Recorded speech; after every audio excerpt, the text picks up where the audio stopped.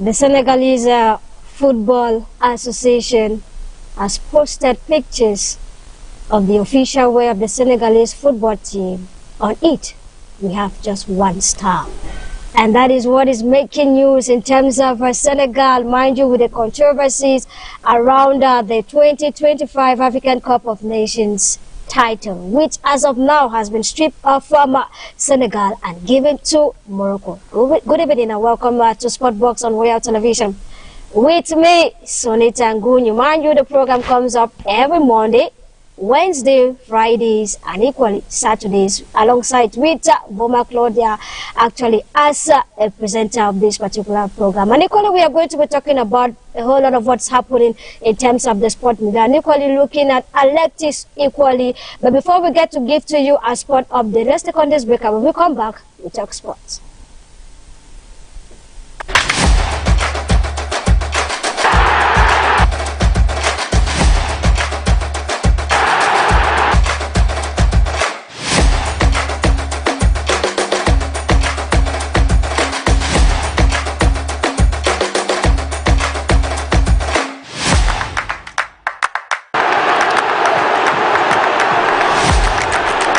Once more, good evening and welcome to Royal Television. You're watching Sportbox on this particular TV channel, and every 5 p.m. on Mondays, Wednesday, Friday, Saturday, we are right here on your screen. And I am Sonita Ngunyu for presentation. Right away, let's check out our sports update where we go to Limbe to look at so far the final school games that have been ongoing. And mind you, it's in preparation to the National Final School, where we are going to be having various teams from FACO alongside other divisions in the Southwest that are going to be competing at the level of the West region. And this particular news package was compiled to us by Claudia Voma. Let's go to Limba and discover what has been happening so far with the final school games. Drawn from all 7 subdivisions of FACO division converged on the Limbe Community Field on Wednesday, March 18, 2026 to participate in the athletics finals of the Divisional FENASCO League A games.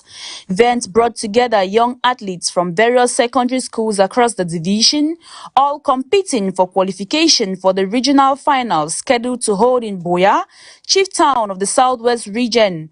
A wide range of disciplines featured during the competition, including track events, football, handball, basketball, shot put, long jump, table tennis and volleyball, with both male and female categories represented.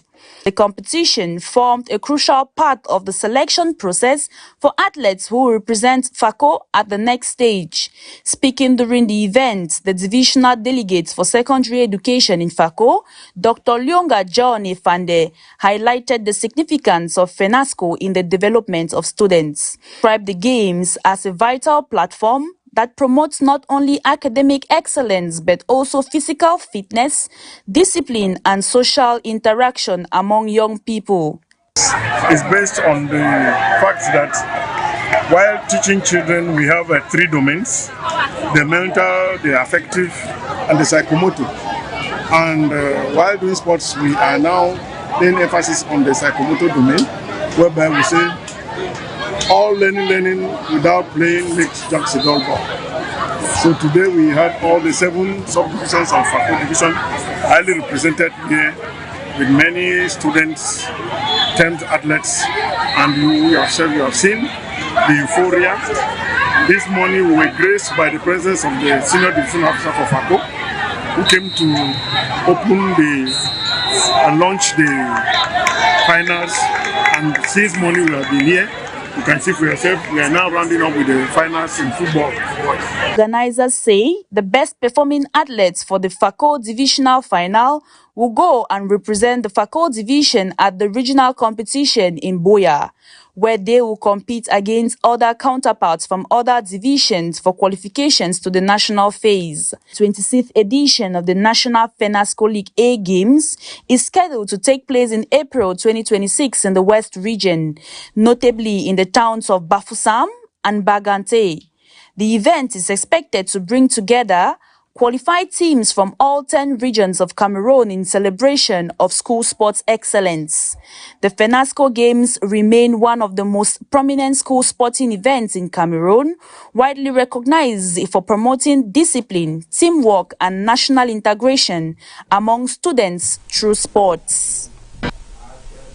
And yes, away from the FENASCO Games, let's talk about athletics, where we have the World Athletics Indoor Championship that started today, the one for the 2026 here, where we had two Cameroonians, the likes of Emmanuel Esame and Emmanuel Ntongo, where at the moment we have Emmanuel Esame equally that has qualified for the semi-finals of this particular competition, winning the 600 meters run in 6 minutes 59 seconds. Mind you, we called him the fastest man in Cameroon. And away from athletics, let's talk about Coach David Pagu's list that was released yesterday ahead of the match FIFA Series tournament, where Cameroon is going to lock horns with Australia in the on the month of March at exactly on the 27th of March and the 31st of March against China. And on this particular list, we have some absentees in terms of the FIFA qualifier, where we have the likes of Baleba, Nurutolo, and Basogo. But to tell you that we equally have new names into this particular list of Coach David Pagu. And yes, we have the likes of the former central defender of Victoria United, Mongang Emmanuel Manju. 2 seasons ago, he was with this particular side. With David Passy still maintained as the #1 in terms of that particular position. And away from that particular list, let's talk about the Guinness Super League so far. What has been happening? Let's take a look at the result of the Guinness Super League in terms of their playing days, where we have a standing position is FC Bolowa, that is at the helm of this particular classification table with a total of 13 points after 5 games played. Vision Food follows with a total, while Leki FF follows with a total of 11 points. Vision Food third position 8 points. Jazz Sport 7 points. RS Debamba 5 points. Leosmin Prof, the likes of Rada 6 points, Amazon Fab 6 points, Cyclone 5 points, Itambang at the 9th position with 4 points, and Authentic of Douala 4 points. Red Zone, we have the likes of Eclair 2 points, and Guy FA with 2 points so far. And let's go straight away to the MTN A-League 1 Championship match day 10 so far. Let's take a look at the results. Who are the teams that picked up a victory, others defeat, or those who are maintaining themselves on the draw table, just like Stade Renard of the Melon. And in terms of match day 10 of the MTN Elite 1 Championship, we have the likes of Gazella that defeated Ego Royal of the Menwa 2-1. Cotton Sport of Garua picks a 2-1 victory over Dynamo Football Club, and it's a split points for PWG of Bamenda against RS Fortuna, while Unisport 2 and Stade Renard of the Melon 1. Colon Sportif of Inja and Lobo 1. Canon Sportif 1. Agro Royal of the Men are defeated by Fuvu Azu 1-0, and it's Victoria United that beat Panther at the Ngememi Sports Stadium yesterday 1-0 thanks to a penalty that was converted by Chana Nana to give the side another 3 points. And in terms of the classification table for the MTN Elite 1 Championship, after 10 days of play, we have Unisport still at the helm of this particular classification table after 3 match days. And the follow suit with 20 points so far, closely followed by Cotton Sports of Garwa with a total of 19 points, Gazelle 18 points, and at the 4th position is Victoria United with 17 points, PWG of Bamenda 16, Dynamo 14 points, 7th position. Canon Sportif of Yaoundé 13 points, RS Fortuna 12 points, Panther 11, and this has created a whole lot of talks, not just at the level of the African continent, but international, where we have stakeholders that have spoken about this particular issue, calling it, some have called it an embarrassment, others have called it a fair play for Morocco, while others are saying that the cup is going to remain in the Senegal. But it's equally important for you to know that with this decision, the Senegalese FA decided that they were going to go in for an appeal. And as it stands now, the final conclusion to this particular issue is yet to be known. But before we get to talk or meet our various guests that we are going to be deliberating on this particular issue, let's take a look at what Patrice Motsepe, the CAF president, had to say after this particular decision was made. I've been informed of the ruling by the CAF Appeals Board concerning the appeal by Morocco relating to the AFCON Morocco 2025 final match. And I previously expressed my extreme disappointment with the incidences that took place at the final match.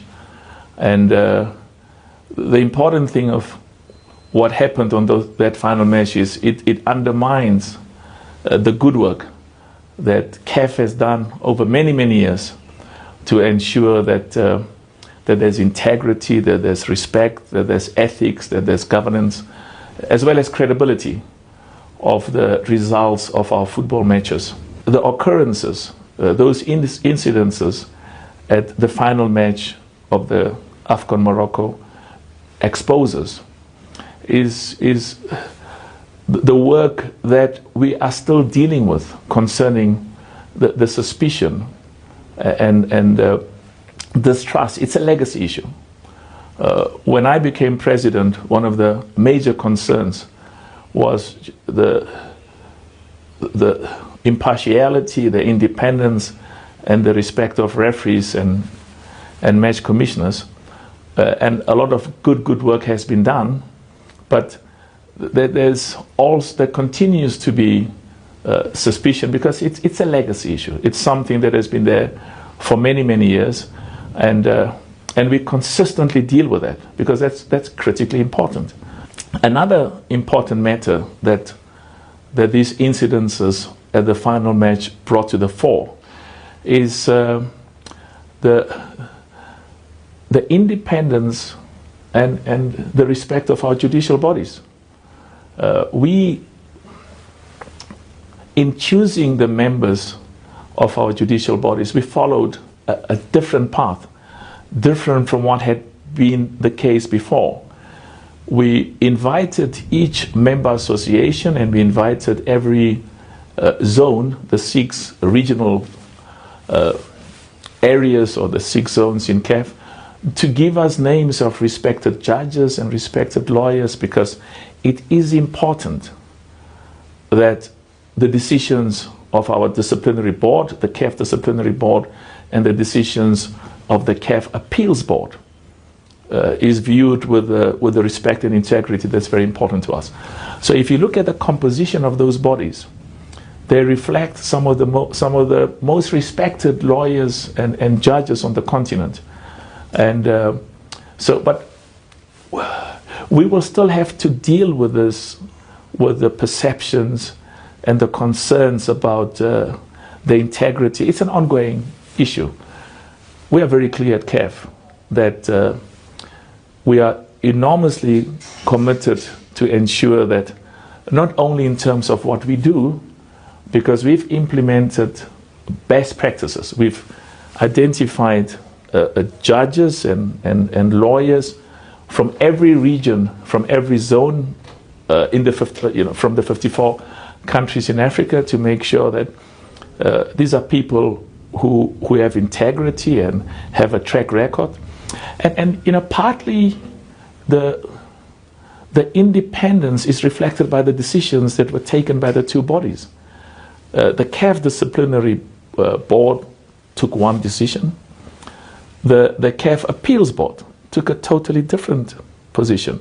And I'm told that that Senegal is going to appeal, which is very important. Every one of the 54 nations in Africa have a right to pursue their appeals and their advance interests, not only at the highest level in Africa, in CAF, but also the highest body, which is the CAS, and we will adhere and respect the decision that's taken at the highest level.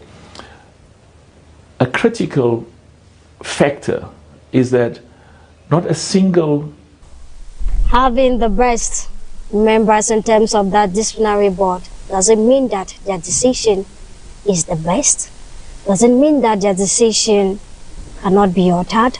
Doesn't mean that they foresee what we are not seeing, or does it mean that they have the image of the African Cup of Nations of high standard? These are a lot of questions that we are asking ourselves.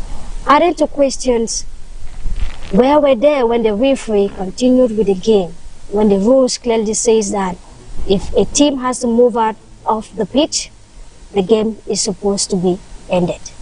A lot of these are some of the questions that we are going to be deliberating with our guests for today. And yes, we have a new face on set today. I call him a sport guru, an analyst that can dissect sport in any dimension. Even if you have to wake him up from his bed with one eye closed, he will tell you the year in which that action took place, the pitch in which that game took place, and why not, who scored and who didn't score. Welcome on set, Andy Sunge, and you're welcome to Royal Television, precisely on Sport Box. Good evening to you, Sonita. Good evening to the viewers of Royal TV. It's indeed a delight to be here. And what a feeling to experience my debut as far as Royal TV is concerned. So shall I say Happy New Year once more? Of course, this is our first time of seeing as far as the New Year is concerned. So you have all the audacity to say so. Definitely. And it's a normal face you see on set. But I tell you, Ngome Michael, thank you always for answering my call when I knock. Well, the pleasure is all mine. I mean, it's another weekend to talk about issues around Cameroon's football, and it's a pleasure to be on set with Andy Esunge. Can't remember the last time I shared a seat with him, and I'm looking forward as to how the issues we're going to talk about are marching on forward on this particular edition. So that means that you owe me 1 month. Well, we're going to look into that. Thank you very much, Ngome Mike. And yes, remember we are going to be deliberating on the decision that was made, the shipping of Senegal of their AFCON title. And mind you, it has created a lot of controversies, be it from sport journalists, analysts, and why not former international footballers, right up to other journalists that are not even in Cameroon, terming it embarrassing. And but before we get to take on your opinions of what this particular issue is all about, we spoke to one of our archives in this particular sports domain in the southwest region, and that is Jamia Tekendumbe, who equally compiles opinions about what he thinks of this particular decision. Let's take a look and hear what Jamia had to say. I think the decision by the CAF Appeals Committee to overturn the on-field decision to crown Senegal as champion during the Africa Cup of Nations final 2025 in Morocco, I think that decision is an embarrassment to African football. It has brought African football to its knees, because in the context, if the game was abandoned, that is where I think that law should have been applied, where Senegal, they will say the Senegalese violated Articles 82, 83, and 84. But however, the game continued. So there is no way that you can evoke such laws, because the referee has already sounded his final whistle after 120 minutes. Now, the Senegalese players left the pitch. Good and fine. That is totally unacceptable by football high standards, that a team leaves the pitch. But when they left the pitch, they stayed for 15 minutes, I think at most 15 minutes, and on their returning back into the pitch for the restart, there was nowhere or nowhere did we see the referee sounding his whistle, saying that the Senegalese team has violated the Articles 82, 83, and 84. We should state that very clear, that the referee never said that. Now, even the Moroccans themselves, stood quiet and accepted to continue the game, thinking that the penalty stands and they will take the penalty and they will score the penalty. Now when play resumes, or resumed, when play resumed, we saw that the Moroccans lost the penalty. Now, even at that point, there could have still been a protest from Morocco after losing that penalty, and the game was about to go on extra time. Because going to extra time in a football match is a different ball game. The Moroccans didn't still protest. They went into the extra time thinking that God would favor them.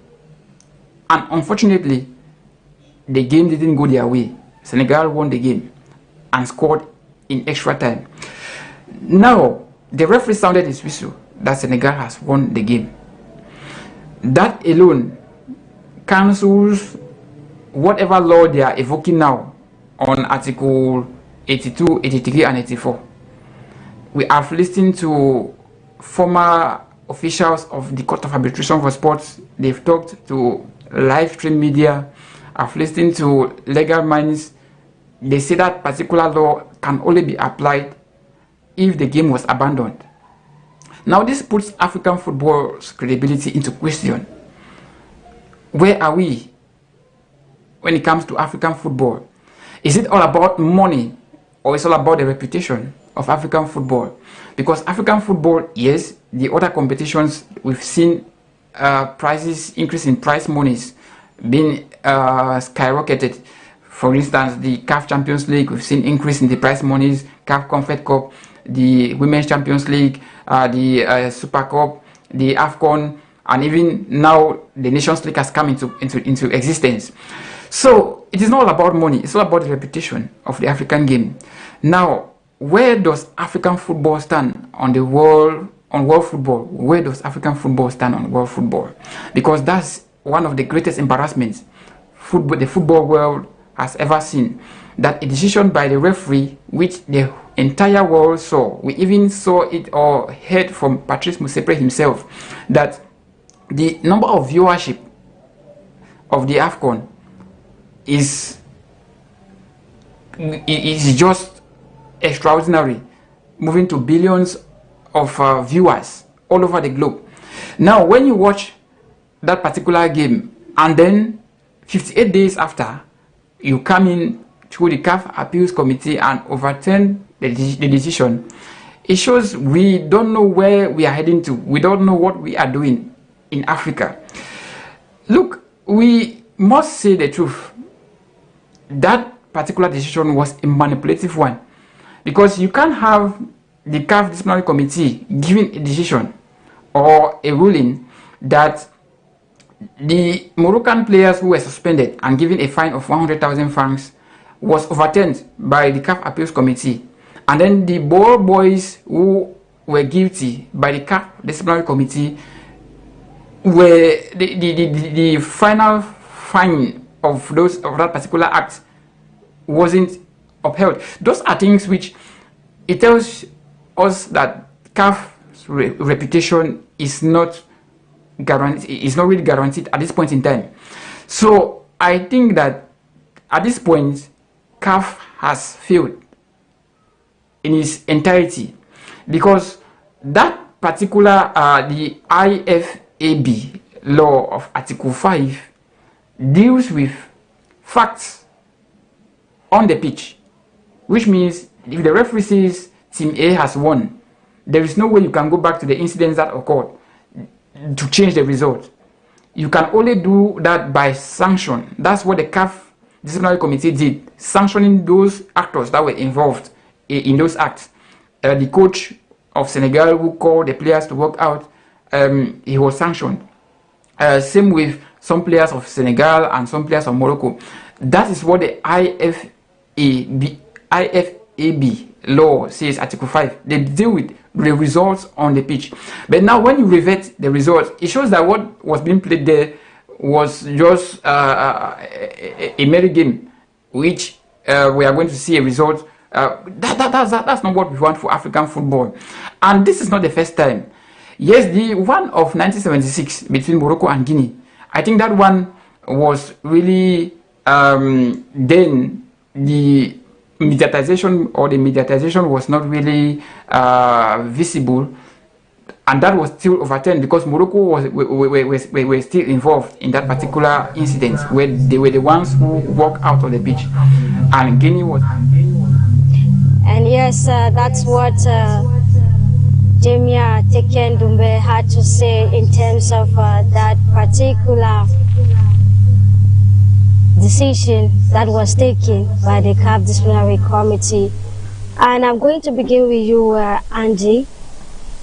Did you take it as a shock like many other Cameroonians, and why not Africans? Well, to say it was, or it's not a shock, I think it's an understatement because this is, as it says in French, an événement. That's something that is not really a normal occurrence in day-to-day footballing business as far as Africa is concerned, and many are those who actually are shocked, given the background knowledge of the fact that the AFCON happens to be one of the most prestigious competitions in the world, whether we like it or not. The Europeans themselves can attest to this fact. Many football stakeholders around the world have constantly sung the praises of the African Cup of Nations. You will always see the officials of FIFA themselves come down to Africa whenever there's the African Cup of Nations. So it already tells you that we are talking about a competition that has come to stay. I mean, that has stood the test of time over the years with credibility and all panache and flamboyance that you can think of. But unfortunately, the events that happened out in Morocco during the finals truly have really dent the image of the competition. Now, I always like to look at things from the background, from the basis, and from two perspectives. It is true, we cannot actually pamper the situation. What is wrong is wrong. I think we listened to Jamie Akinley there, and he cited the articles which honestly are very, very fervent. Now, the main issue is there was a protest which to me was strange. That is not done in modern day football, that in a final of that magnitude you see players walk out of the pitch. It's not done. I mean, talking about professional footballers, if you check the list of players of Senegal, I think none of them, especially those who started that game, none of them are professional football out there in Senegal. All of them are professional footballers. So they have taught the length and breadth of the world. They know what it means to stay disciplined as far as football is concerned. And so we are not talking about novice when it comes to the professional aspect of football. They understood the implication of what it means to get into that finals. They understood the pressure that came along with the finals of the African Cup of Nations. They understood the pressure of what it means to win a second African Cup of Nations for the nation Senegal. And so all of that was playing into the minds of the players and the technical bench. Now, they had to go on with the game right up to the extra time of that game. And I think that exactly, is it the 94th minute or so? We got this penalty. We got this penalty issue, this penalty saga that came in, and of course had to halt the game. And the Senegalese think that it was not a proper foul, which maybe to an extent I equally agree that it was a soft touch.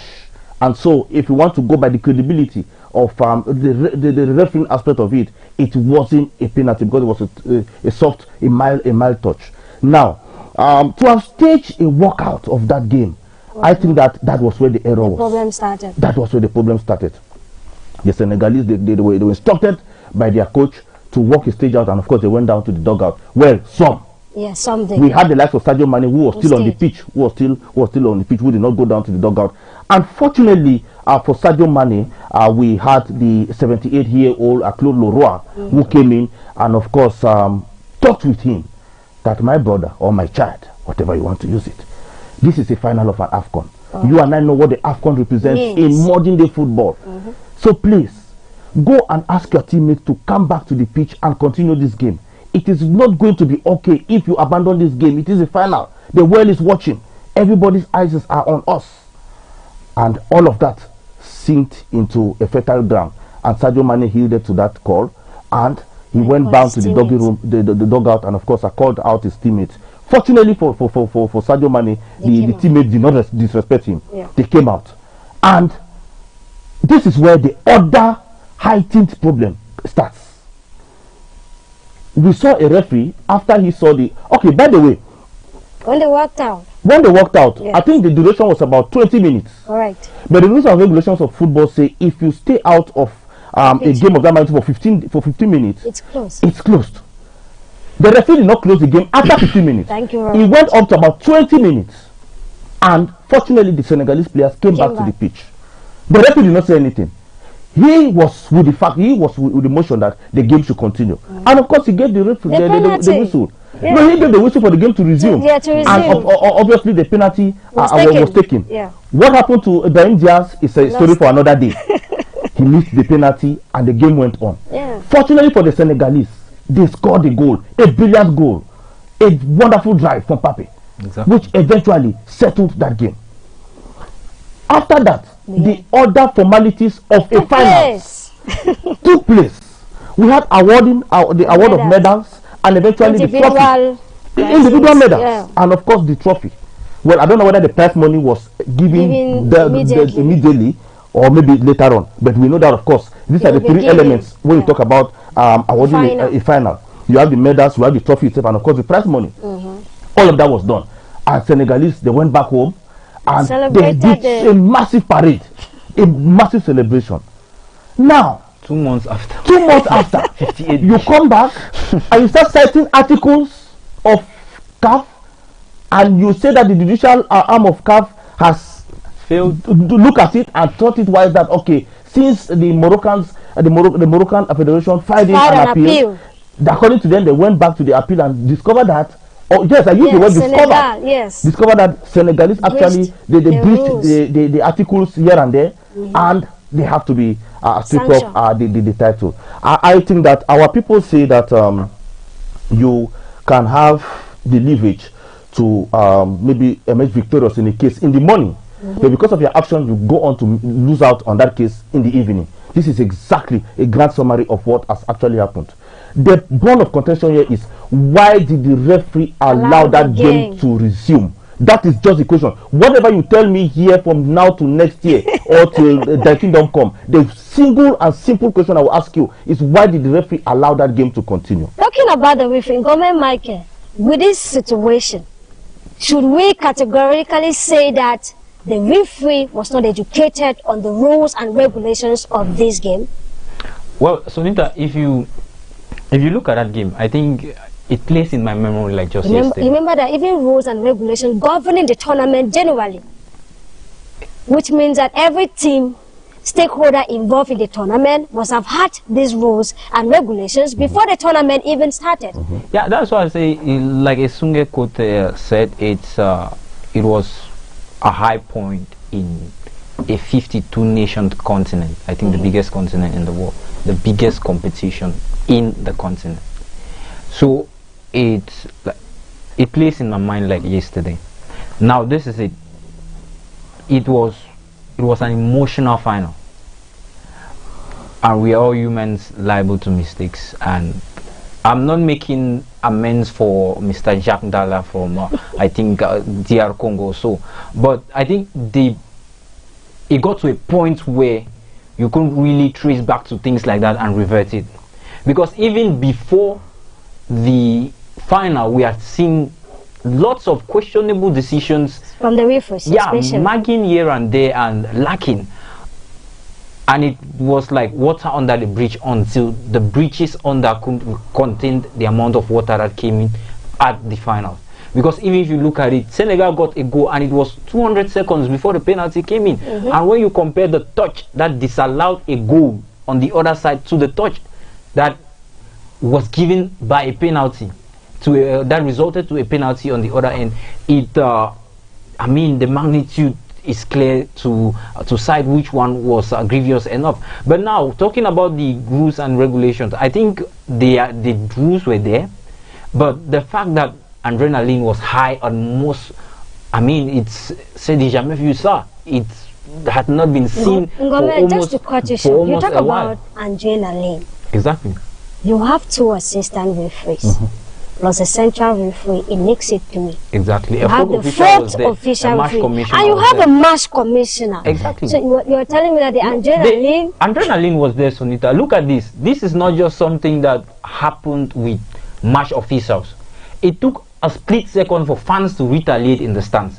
And the game did not only shift from a walkout down the dugout, but it took a lot of things happened within those 20 minutes, which cannot entirely be recounted.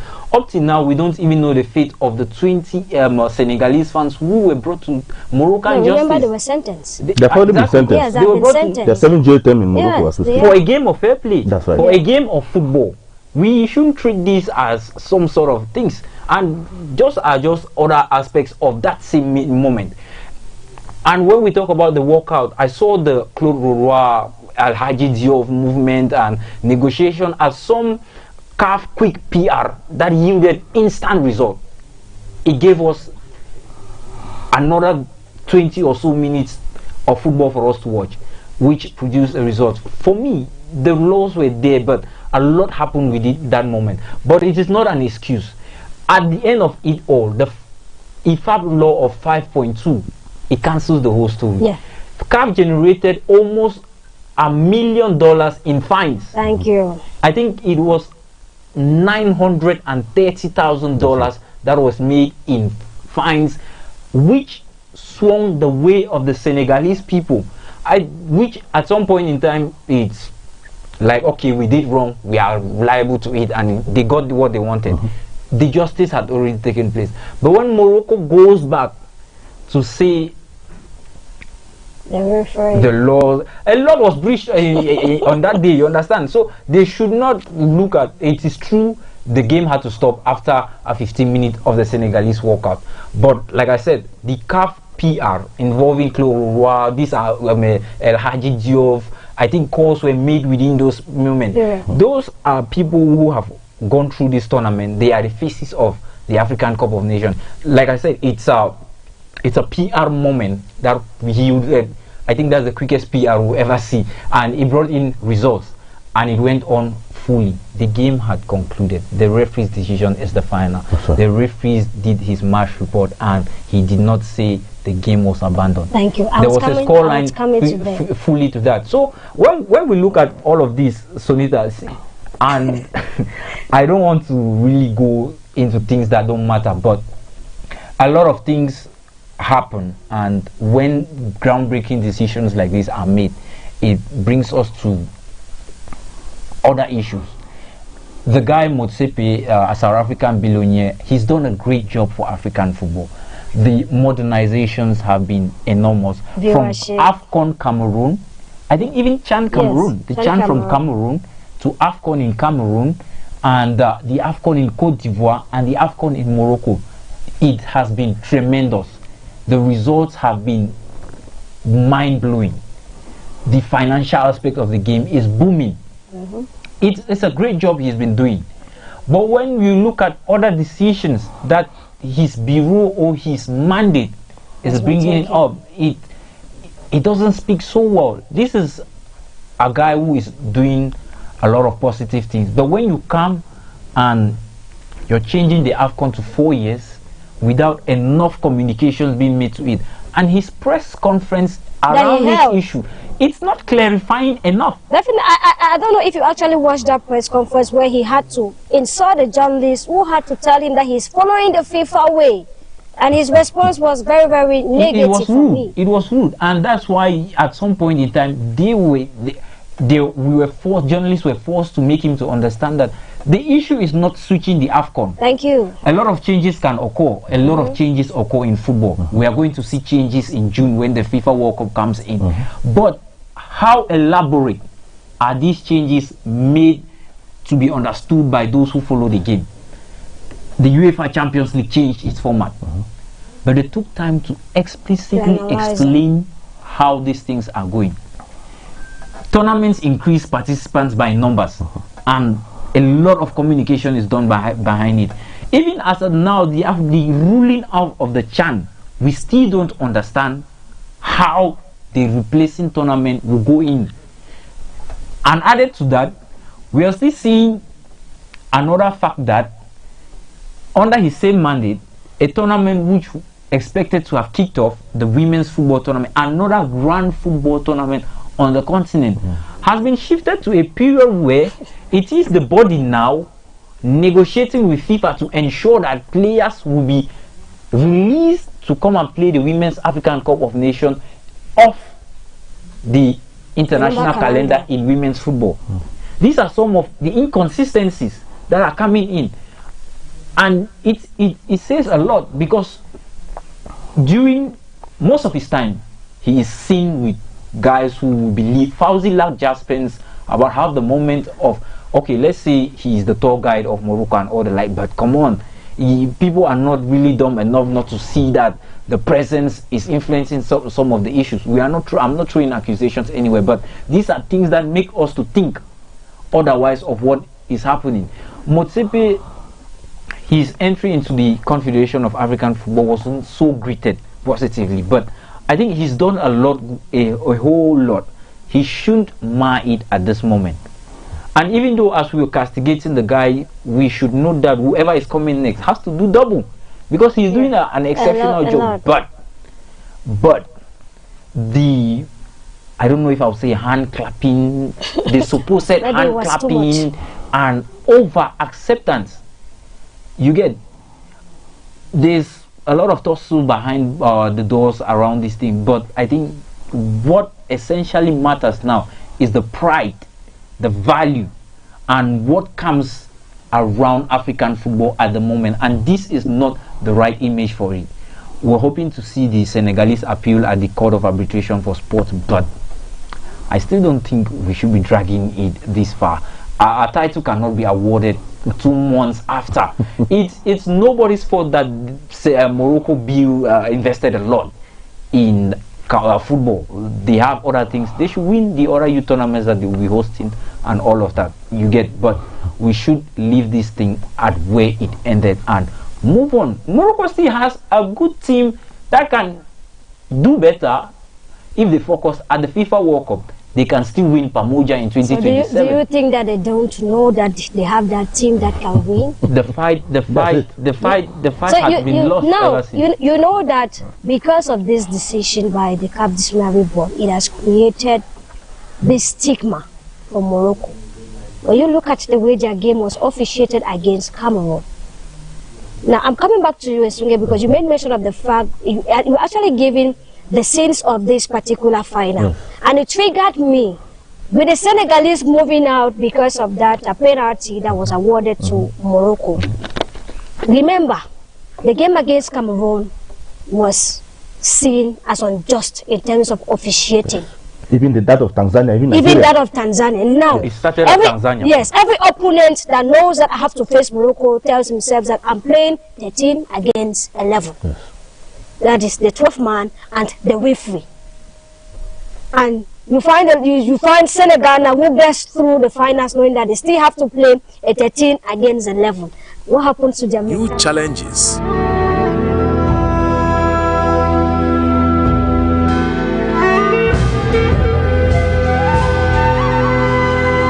At Royal TV, we are determined to accompany you in our entertainment, news, sports, debates, documentaries, and many more. Join our cream of journalists, presenters, reporters as we are ready to serve you. Now continue for prayer. Baba God will answer our prayer. The most important duties of an imam is the rules. The rules. Of course, the referee understands the rules. He is the custodian of the rules of football. This is what happened, and this is what they will not tell you openly. But these are the things that happen off the scene. When that incident happened, the referee knew that the Senegalese have walked out of the pitch. They have stayed the walkout. He was conversant of that fact. He knew what the implication of that act. Now, he already had it at the back of his mind that after 15 minutes, if these guys don't return back to the pitch, I will blow the final whistle. He knew all of that. And he was, let me tell you, this is what people will not tell you. He was ready to do that. But he received calls. Okay. He received calls. Now, this is the argument. like we said at the beginning, we were talking about the finals of an AFCON. Yeah. I mean, the prestigious AFCON, the last game of the 31st edition of the African Cup of Nations. It would have been shambolic. It would have been a disgrace. A total disgrace to end the final. To end the final at the forfeiture stage. Now, those who were presently, you know, the officials of that game, and Motsipe himself and all of that. Yeah, the other board members. They sat and thought of this issue. That it's not going to speak well if this game actually ends for future, and that Morocco will be awarded the game because of general forfeiture. And they told that referee, continue the game. Continue the game. Which, in the spirit of fair play, I think saved the day. Now, it saved the day, which is very okay. Don't forget, 15 minutes have elapsed. We are not talking about 20 minutes that this guy spent out of the pitch. I want us to follow it systematically and tactically. 15 minutes have passed, 20 minutes before they could start thinking of coming back to the pitch. And because they wanted to save the face of the AFCON, they instructed the referee to resume the game. Go ahead. Which he did very, very well. Now, we did not see the bomb, the mixer that was coming behind that decision. So I am of the opinion that Senegal shouldn't have been, it should have made a mistake. That we have talked about it. I think we have castigated them, we've passed our judgment. But now, it shouldn't have been. Okay, let me ask a very pertinent question. What if it was Morocco who eventually scored the lone goal that was scored in that final? Or maybe the penalty converted and nothing changed afterwards. Definitely. Exactly. See, let us be frank. Let us say things the way they are. The way Ibrahim just kicked that penalty or took that penalty, it spoke volume. You and I know Ibrahim Diaz when it comes to penalty. That was multiple penalties at the tournament. We know that he's a king of Panenka. We know that he's a king of Panenka when it comes to executing Panenka penalties. But the one he executed that day, truly, if you take a keen look at that penalty execution, it has so many question marks. Remember, somebody will tell you that even great players will always lose penalties. No, but the manner, the gesture, the composure in which he took that penalty was so questionable. So this is what actually happened. The issue now is they have instructed the referee to resume the game, which is already out of the law. But this is what they will not tell you openly. Now they wanted to save the face of the AFCON. That is not going to be logical. As a matter of fact, illogical for a final of an AFCON not to come to its logical end. That was settled. The match eventually resumed, and all of that was done. But my worry now is Senegal should not be the one to bear the consequences because they wanted to save the face of the AFCON. Because what was done at that moment was for the greater good, and it yielded a positive result. So I think that we should have seen some other sanction which eventually came in. Which eventually came in. Yeah. Which the eventually coach had a lot of players, and they even have match bans. That means they won't play qualifiers. When the first two matches. We should have gone that line. We should have gone that line. Sufficient enough. So it gets much more disturbing and complicated if at all they went on to arrive at the decision in which they arrived at, which to me it's very, very disturbing. So where do we find ourselves at this juncture vis-a-vis the way forward of African football? So I feel like this will wake up so many other disturbing issues that probably have been allowed to rest, and because of this decision we're going to see many other things will come up. I don't have a problem particularly with Dr. Motsipe. Don't forget, he's the 8th most richest person in Africa. You're very correct. When I am one of those who will not yield to the talks that people say that probably is being bought over by Morocco. Maybe no. What can Morocco give Dr. Motsipe? Wow. So what is it who invest more than 10 million? What can they give him? In but I feel like they were trying to carry on a good course, which they did not follow appropriately, and unfortunately they went on to shoot themselves on the legs. Well, you might not say Motsipe is lacking, but for the sake of having good friends and other things out there. With who? Morocco, who are so controversial. Don't forget the same Morocco who have given Africans the impression that they don't want to be Pan-Africanists. They don't want to embrace the Pan-African spirit. This is the same Morocco we are talking about, who, whenever they go to an African Cup of Nations that is not hosted by them, they isolate themselves. They bring their kids, they bring their beddings, their alternatives, all of that. It's not done. Remember they came with pillows. It's not done. So these are the track records of the misgovernance that Morocco has been doing over time. And I feel like these are not people you're supposed to pamper, and that is why I now have a problem with Dr. Motsipe. You can't be aligning yourself with such people. But maybe on the other hand too, he has already seen all of this. I am trying to look at it from the both perspectives. I'm not here to condemn anybody. having conversation of this idea, probably is trying to look at a situation where no, Morocco still remains Africa, and let me do everything possible to ensure that whatever grievance, if at all they have grievance, or whatever mindset they have, let me make them to understand that it's still all about the Pan-Africanism, and probably this is exactly what he's trying to do. But unfortunately, he has taken the wrong route, and now we all find ourselves, especially the key stakeholders, shooting themselves on the leg. So it's quite unfortunate. Even if it's a way of cajoling or making sure that Morocco stays in Africa, we are not bother creating other countries. But I think it's one decision too many from this particular CAF administration that is making Morocco super comfortable with things that are not entirely correct. You cannot go in and choke the law, cut out a particular part, and look at the section that favors you, and you invoke it, hoping to see that it overrides other parts of the law. It's the same Morocco, I think, in 2019, the CAF Champions League, ES Tunis, and why that? The Moroccan club staged a walkout. The game was given to ES Tunis as well, but the decision was overthrown in favor of Wydad Casablanca. Come on. So why are they trying to make it look like it's a different, we are in a different planet at this particular time with the African Cup of Nations? It doesn't speak well.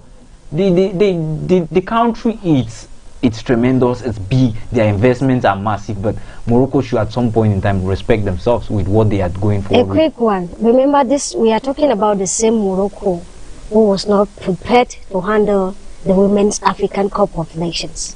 Allegedly not prepared. 24 hours after this decision is made, they sent out a release claiming that they are now ready to organize and host the Women's African Cup of Nations that has been postponed to July, right up to the month of August. A distraction to shift. How do we see that? A distraction to I shift. feel like CAF under Dr. Motipe has pampered Morocco too much. That's exactly if at all we want to talk about the appeasement policy, which I am struggling and seriously are trying to look into, to fit into this current quagmire. You don't appease somebody to the limit. It's too much. It's a lot. It's too much. Now the turnaround of Morocco speaks volume, and it leaves so many persons skeptical about whether truly all of this was not fixed. So that is the conclusion. It outwardly shows, based on the development, that all of this was fixed. Now there is another arm to it, that maybe the executive arm of CAF is different from the judicial arm of CAF, and that the decision was taken independently from the executive arm of CAF. Yes, remember that's what Purchase Masupo said, that they are independent, they are acting independent. Okay, so the issue now is, I would not really want to throw more light on that. I think the essence has been done, which Senegal has gone in for an appeal. But my fear, Sonita, the fear I have now is, what if TAS or CAS, whatever you want to use it, what appellation, what if they go on to give the verdict in favor of Senegal? What will become of CAF?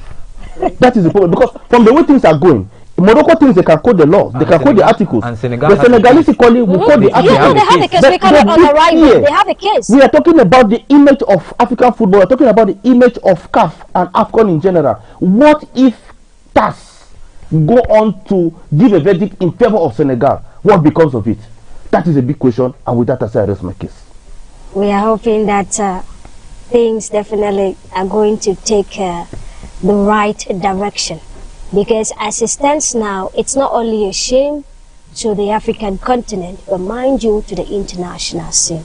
And yes, you have a lot of Cameroonians that are saying that FIFA should get into the matter. Well, do you think it's at their jurisdiction to get into African football issues?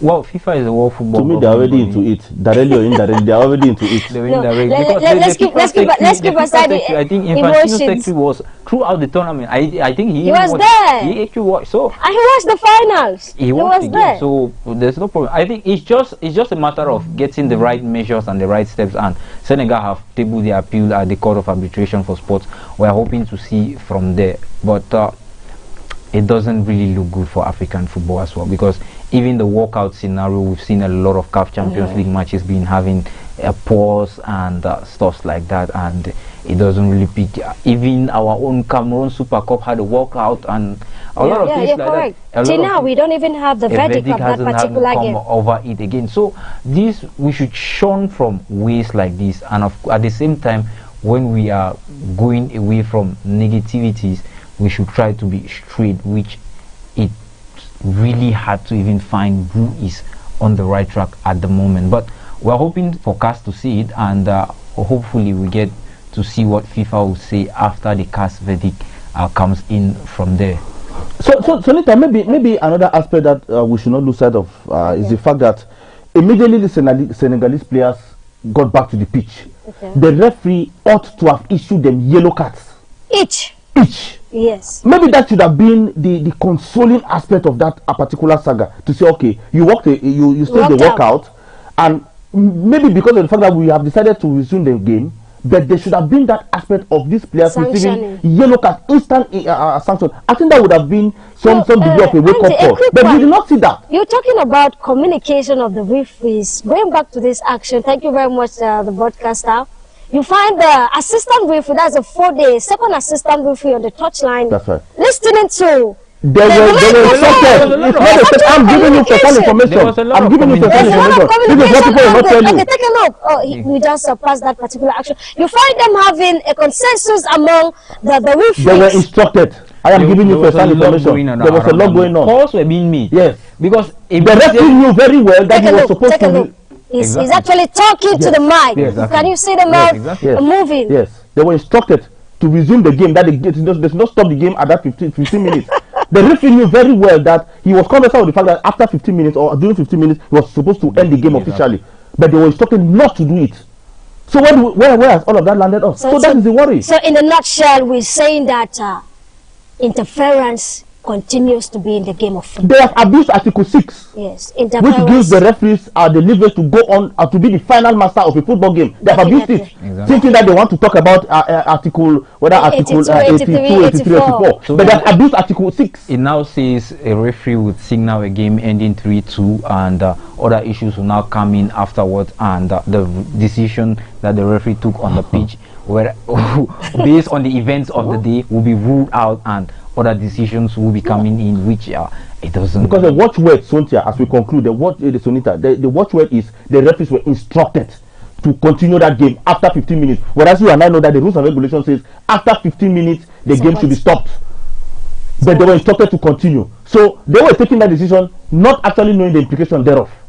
And that is it. We're saying that for those who have been asking if actually the men in black were actually educated on the rules and regulations of this game. We've seen on screen how you have the third as the second assistant referee alongside the central referee having the communication with their mics to tell you that indeed there was communication ongoing within the period which the Senegalese players left the green turf. The big question is, at the end of all this, will the crown truly be stripped off Senegal, or will another decision come after the appeal, maintaining the title for the Senegalese team? But remember, we are having the FA that have posted on the official page their jersey as of the FIFA match window with just one star, representing that Senegal has won the African Cup of Nations just once. And mind you that the 2025 was supposed to be another star to be on their jersey. A lot to talk about. And my producer says that we are running out of time. And maybe next time we're going to see how to extend this particular time, but I really want to say thank you very much to you and this. And equally, a big thank you to you and Gomen Mike for answering my call by the time I actually placed on this call. And we're hoping that not just talking about this particular issue, maybe when Senegal's appeals decision has been made, we are going to come back to why not analyze this particular issue. But as it stands now, we'll give you a quick reminder that the Southwest Regional League is going to be having its match day 2 fixtures for tomorrow. And equally, the MTN A-League 1 and 2 will continue as of the weekend. So find a stadium around the 10 regions of Cameroon and entice your eyes with beautiful football from the Elite 1, Elite 2, Guinea Super League, and why not the Southwest Regional League. Not forgetting the Northwest Regional League equally. And yet, it's been me, Sonita Ngunyi, for presentation on Sport Box for today. And equally to all my Muslim community, I say Bakara Salah to you. Have a good feast. And it's in this particular note that I get to sign out for today on Sport Box. To have a lovely evening.